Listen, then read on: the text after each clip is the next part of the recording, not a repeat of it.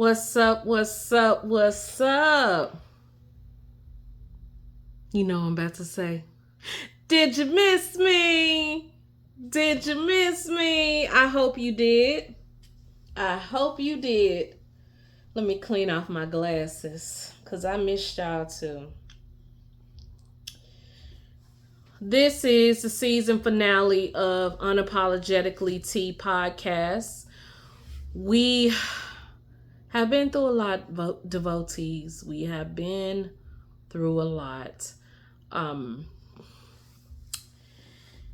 I put some on Facebook stating my departure for the season. Let's get the room meal out the way.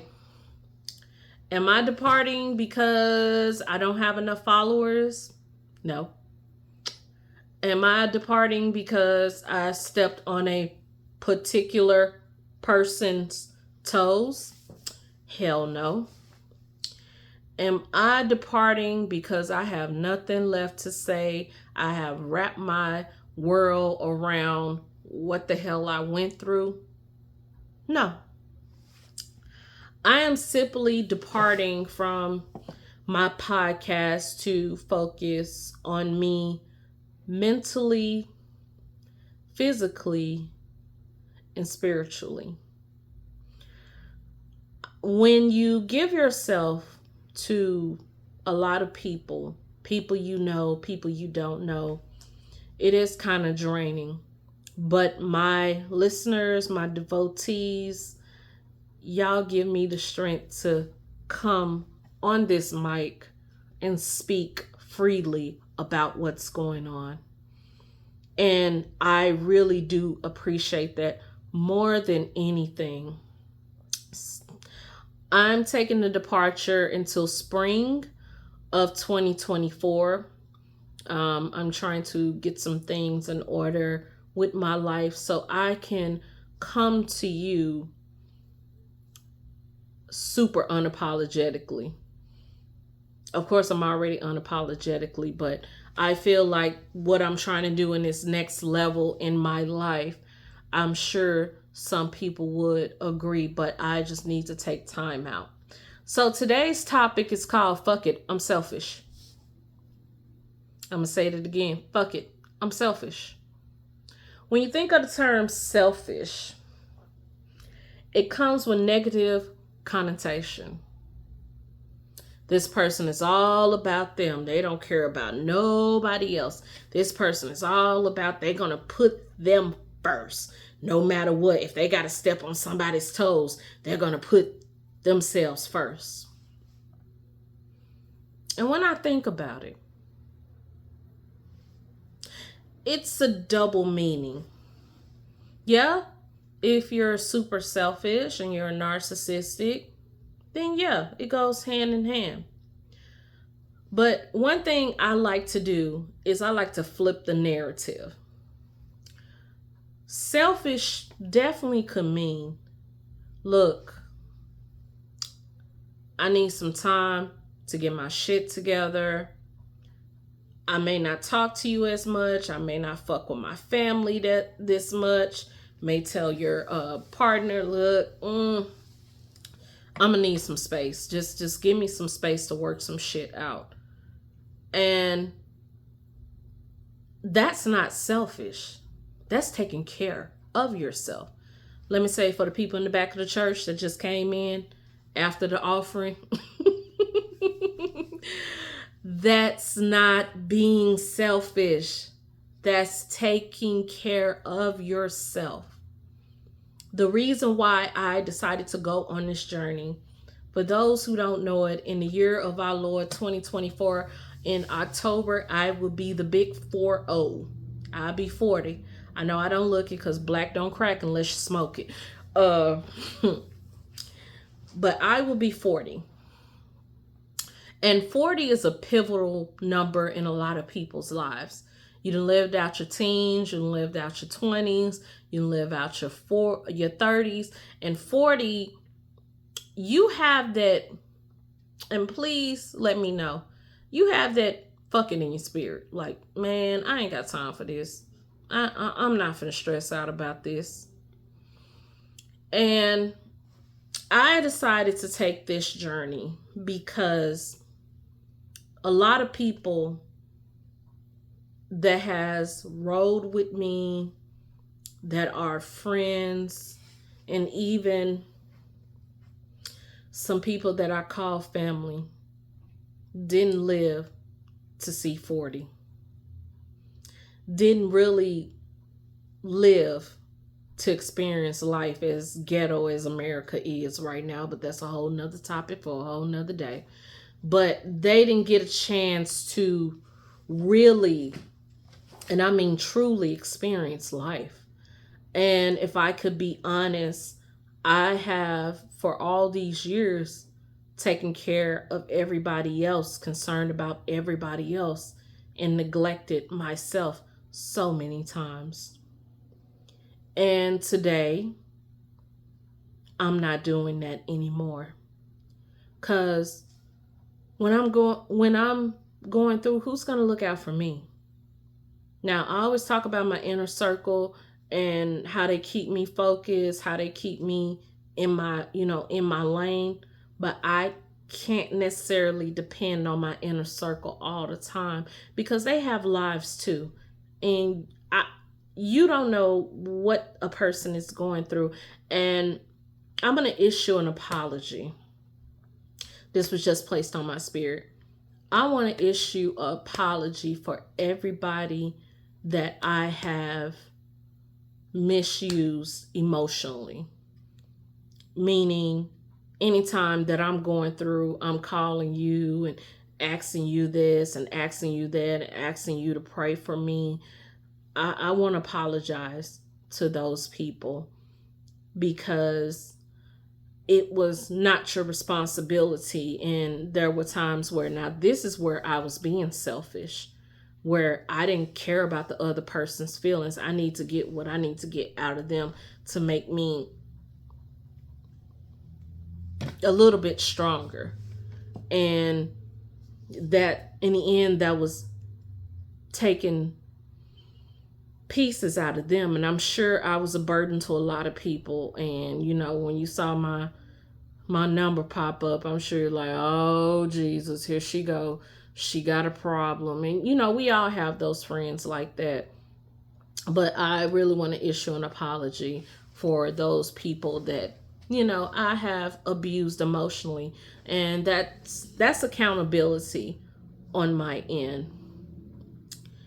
So fuck it, I'm selfish.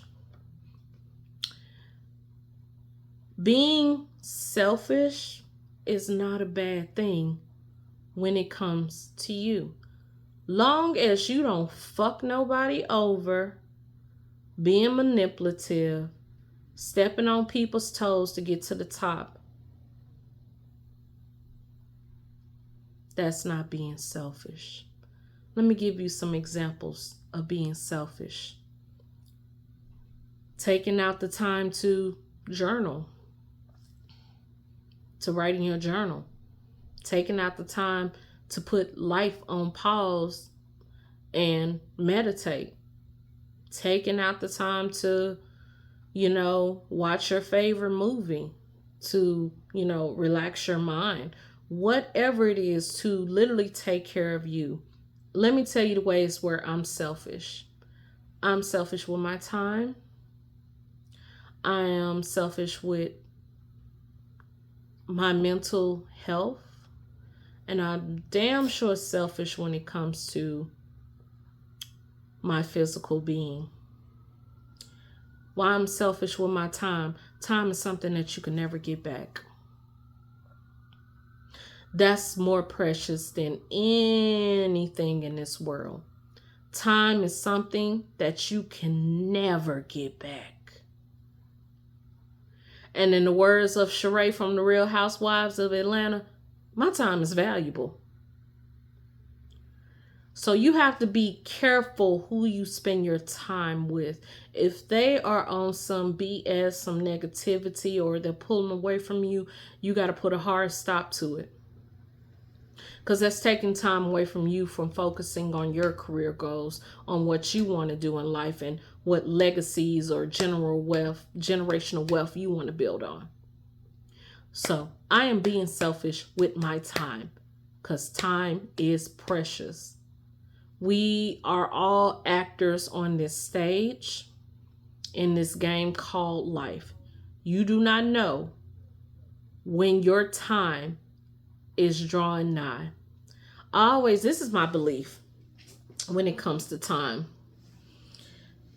My belief is if God or whomever you believe in and whomever you pray to told us that you are going to die on this day, on this hour, by this, we will live in fear till that day comes up. That's why ignorance, when it comes to that subject, is bliss. Imagine if somebody told you you're going to die on this day and this is what going to be the cause of your death. You're going to be worried every day. Oh, snap. I'm going to die on this day. That's why I say time is something you cannot get back. I'm being selfish about my mental health. And you heard me talk about mental health all the time in my previous episodes. But mental health is important. This past year, I got to a point where I didn't want to live anymore. And it really affected my daughter. Because at that time, I felt like I've done everything I could do at this point. Lord, what do you want from me? What else do you want from me? But being selfish with my mental health. Anything that keeps you from sleeping at night, that brings worry, anxiety, fear, depression, easier said than done, deal with it. If it's a person, place, or thing, avoid it. Once again, if it's a person, place, or a thing, avoid it if that's your road to choose, or possibly deal with it, which I'm doing right now. What else I'm being selfish about? My physical health. I never took the time out to exercise, and when I look at past pictures, I look pretty much okay. Right now, I look like Jabba the Hutt, and it's bringing on some health issues that I have to tackle because I felt like that physical health, working out, exercising was a chore. Oh, I gotta go to the gym. Oh, I gotta do this. Oh, I gotta do that. Oh, I can't do all that. All this other stuff. But the mentality that I took, and hopefully you could take this mentality with you into the new year and keep it through the new year. It's not a chore, it's a lifestyle. Don't think of it as a chore. Think of it as a lifestyle. Think of it, I'm working out all the frustrations. I'm working out all the ills of the day. I'm working out to free myself, to sweat, to whatever. That's why I got a hoodie on. I did an at-home workout. This hoe is tired. This hoe needs to be broke off.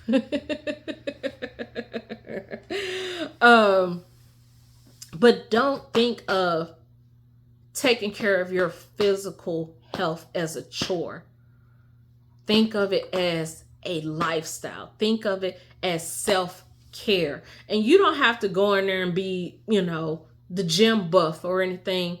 Taking a walk in a safe space. Taking a walk. Doing an at-home workout. Stretching. Yoga. You will be amazed. Super freaking amazed what that does for your mental and being selfish with your time. For me, when it comes to me working out, I do it once I get off work. There were times like, oh, I don't really want to do this. I kind of want to, can I sit this day out? Well, if I sit this day out, I'll be okay. It ain't going to, I literally have to push myself because I can fall in that lazy mindset of, I can do it another day, whatever. But I'm encouraging you to not make exercise a chore. Make it a lifestyle. Make it a lifestyle. And most importantly, be kind to yourself. What's being kind to yourself? We stated earlier in the season, stop overthinking. Stop putting your own self down. Stop having these negative thoughts. Remember, you are human. You're going to make mistakes. Every day is not going to be a good day, like Ice Cube say. Things are not going to go your way. Certain things that you pray for is not going to go your way. It's all in God's timing. Or, as I always say, whomever you believe in. But you have to have the strength or the faith to see past your current circumstances. It's not going to always be like this. This is temporary. It's not permanent. But in the meantime, while you are waiting for something to happen, you have to get prepared. You have to be a little selfish. In the words of Mother Rue Paul, if you can't love yourself, how in the hell you gonna love somebody else? If you ain't got yourself together, how in the hell you gonna get in a relationship? If you ain't got your shit together, how in the hell you gonna get the career or job that you want? If you ain't got yourself together, how are you gonna be able to function and go through life? If things, and I'm speaking, whenever I speak to you, I'm speaking to myself as well. If everything that you tried fails, you got to look at the common denominator. What is it that I'm not doing?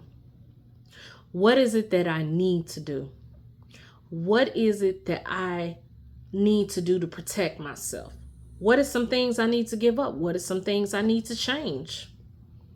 For me, I had to take a deep dive in what I'm doing wrong and accepting accountability.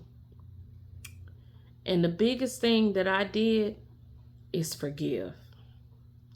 Baby, when I forgave some folks, that took a weight off of me. And if you want to learn about unforgiveness, please listen to my previous episode of unforgiveness. But when you forgive, this is exactly what happens. It takes a weight off of you. It takes the weight off of you. Let me sit back. There we go. It takes the weight off of you. When you sit up there and you forgive. So I knew that was a problem that I was dealing with. Another problem I was dealing with being a Libra is imposter syndrome. Google it, research it, whatever. Where I felt like the words that's coming out of my mouth is really not real. Am I portraying this real person?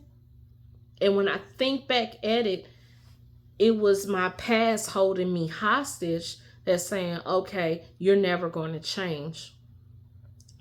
And I carried that into my relationships. So you have to challenge those negative thoughts. I felt like, this really not me. People see all this different special qualities about me and say, you're so articulate, you're good in what you do in public relations. You can get the people's attention the whole time. I'm like, no, I'm not. I'm not that. I'm not even close to that. When people say you're a really good mother, and I'm thinking to myself, no, I'm not. I'm not a good mom. I wish I could do better.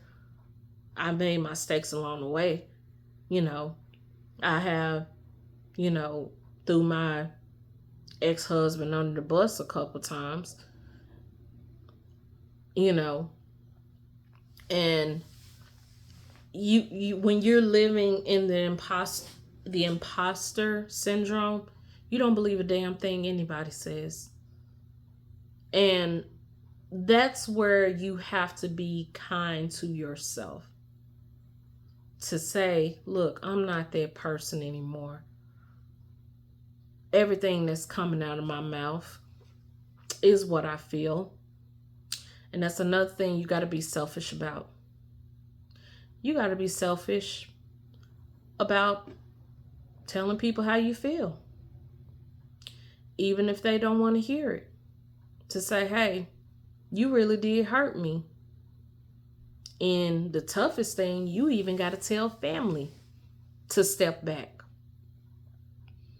To step back. Because at this point, you're being selfish. And I'm telling you, being selfish when you're not being manipulative or you're not being narcissistic is okay. Being selfish is okay. That's why I titled it, Fuck It, I'm Selfish. Because I'm flipping the narrative of, yeah, I am selfish. I'm taking care of me. No matter what anybody thinks. And if these people in your life, including family, that is really down for you, they will respect your boundaries. If not, it is what it is. And I talk about family so much because I feel like across the board, not just Black people in general, we give our family a pass to say and do whatever the fuck they want to do because they're family. They say blood is thicker than water, but let's keep it all the way 100. What's 90% of blood composed of? Water. Water. When someone draws your blood and you don't get enough water, it's hard to draw your blood. But if you get a lot of water, that blood is going to flow easily. It's going to flow through your system. So when somebody says, you can't do that to your family, blood is thicker than water, how can blood function totally without water when it's 90% of it? So everybody's on an equal playing field. And I'm going to give you a story that I'm going to close it out because I thought I'd keep it under 30 minutes. My father's oldest child, Lisa. For those out there, you could say she's my oldest sister. She is my father's oldest child. My father told me that Lisa's coming into town. She wants to see you and Bianca and everything else. And I told my father, I agreed to a sit down. I agreed to a sit down. That's it. But when I talked to one of my homegirls, she was like, Tiff, you ain't forgave her.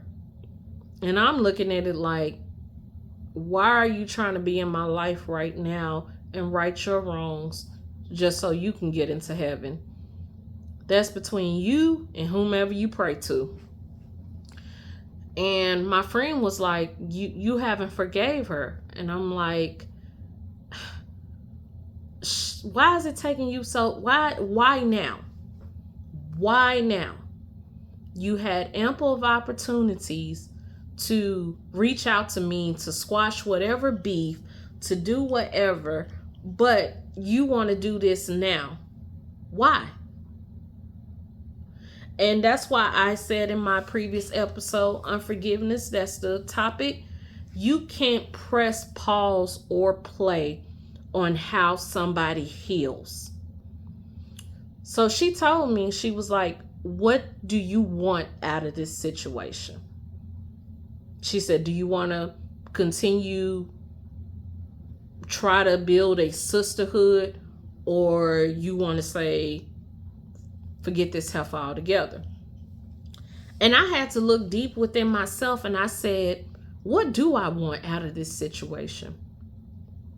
And I came to the conclusion, I want closure. I want closure. I'm not expecting to get an apology. If I do, great. But I want to look her in the windows of her soul and say, why now? What is your purpose? Why now? Why all these years you did not reach out to me? Why now?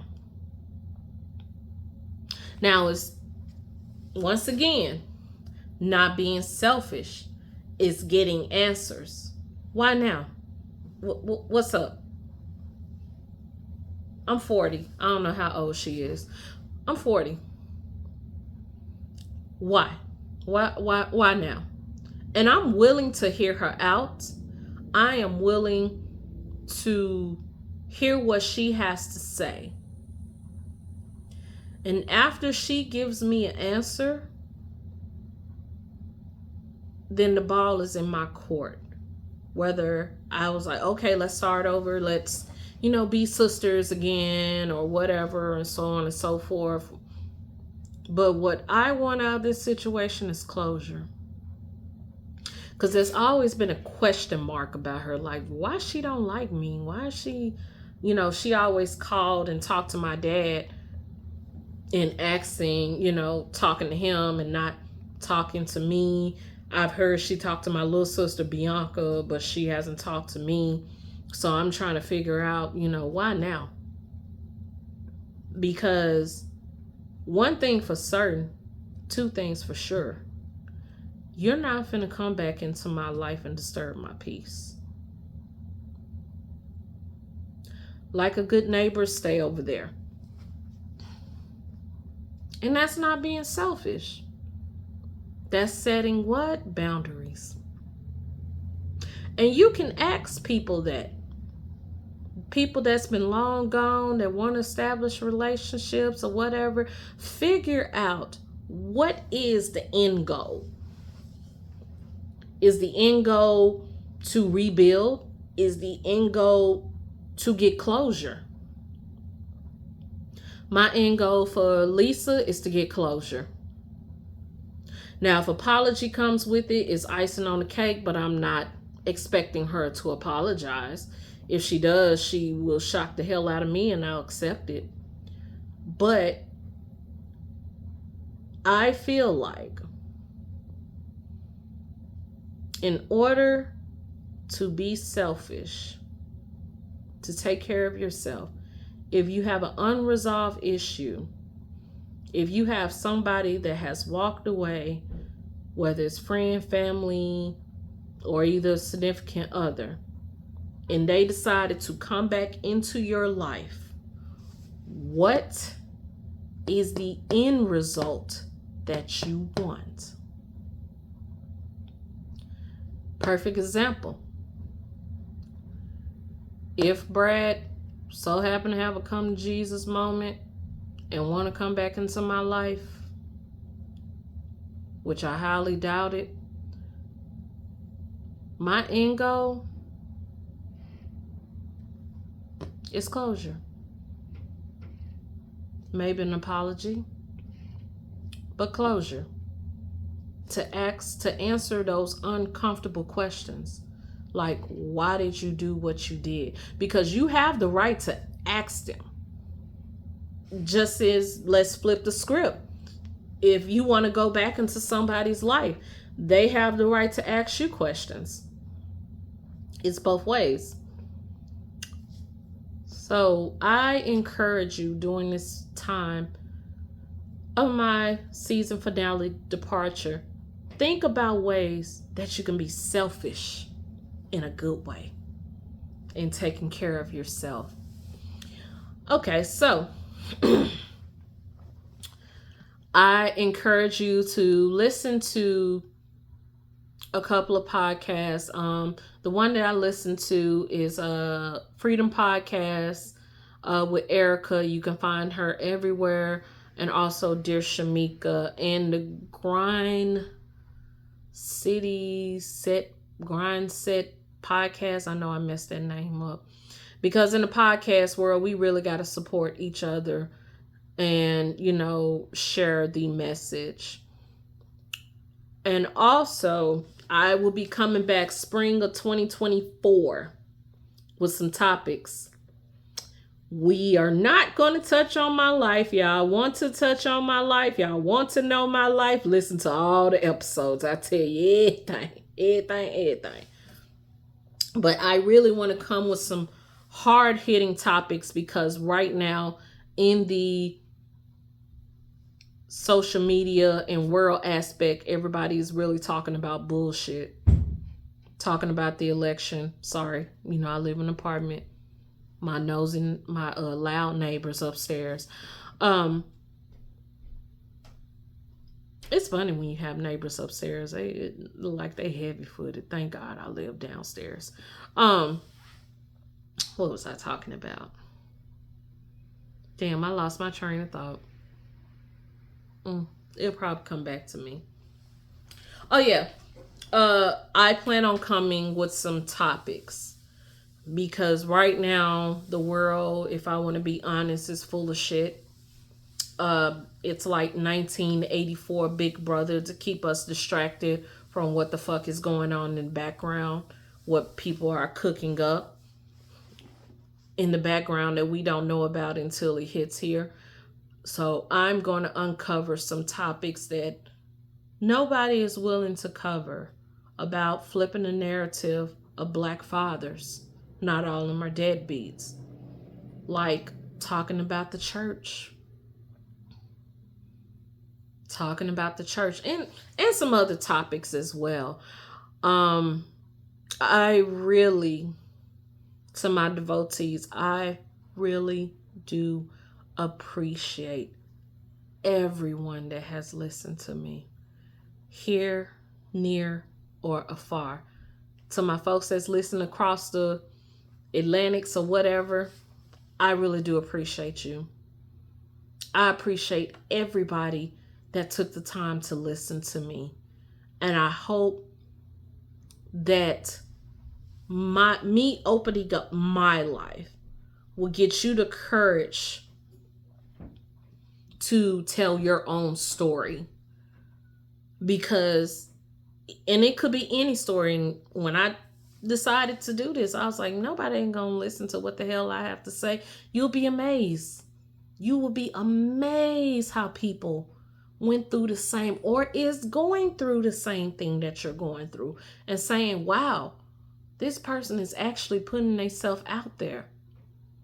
Because one of my other goals is I'd rather put my own narrative out there than somebody when I'm looking fabulous and dead and gone lie on my casket. Tell lies and more lies over my casket. But I really do appreciate you guys.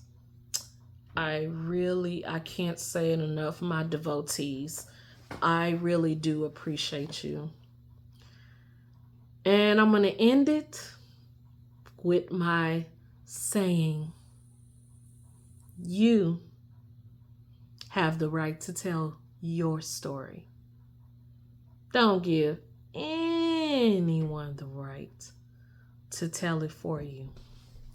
Peace and blessings.